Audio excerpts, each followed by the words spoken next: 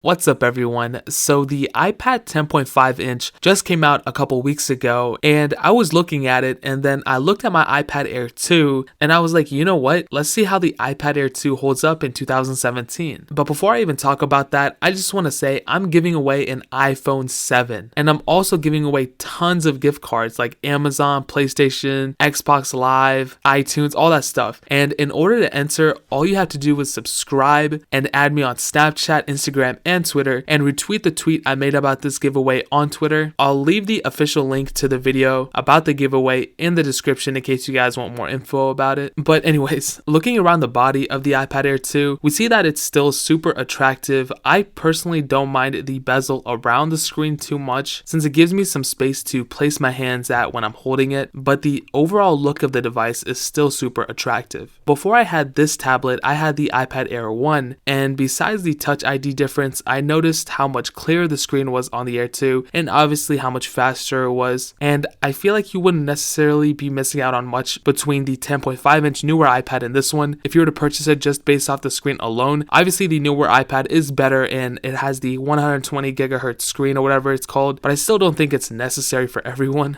Performance wise, it's pretty solid still, and surprisingly even on the iPad Air 1 that I was using, I took notes on it and I played games every once in a while, but the iPad Air 2 is still pretty fast. It'll be completely okay for your heavier intense games, and you can be productive with it if you want to take notes on it or you want to do Google Docs and simultaneously swap between each one. Multitasking and opening apps and all that is super smooth since it has 2 gigabytes of RAM, and with greater speed usually comes less battery life. But overall my experience with the battery was solid. I charged maybe once a week or once every couple of days, but when I flashed the iOS 11 beta on it when I made that video, the battery life suffered a little bit, but it's still a beta, so I wouldn't even flash it, and obviously it makes perfect sense. And now switching back to the outside, the cameras surprisingly are pretty good. It's 8 megapixels on the back and it has a 5 megapixel front facing camera, and a lot of people say don't use your iPads for a camera or whatever, but I don't think it's such a bad thing since you're able to see the image much bigger, and most of the time bigger is better, so it really shouldn't get bashed as much as it does. Looking at the future of this iPad, I plan on seeing this supported until about 2020 or so, maybe a little earlier, but still for a couple years now. So I would definitely recommend to pick one of these up if you're in the market of buying an iPad, or if you think the iPad Pro is better or whatever. I don't think it's that much better. If you plan on doing some drawing with the Apple Pencil, then obviously get the iPad Pro since it's compatible with it. But if you're planning on just like using this for school notes or playing games or whatever you plan on doing on an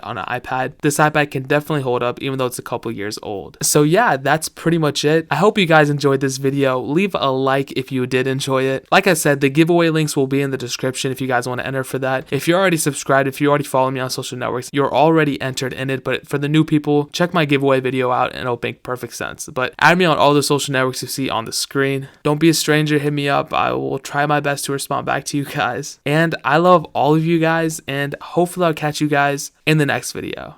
Peace out till then.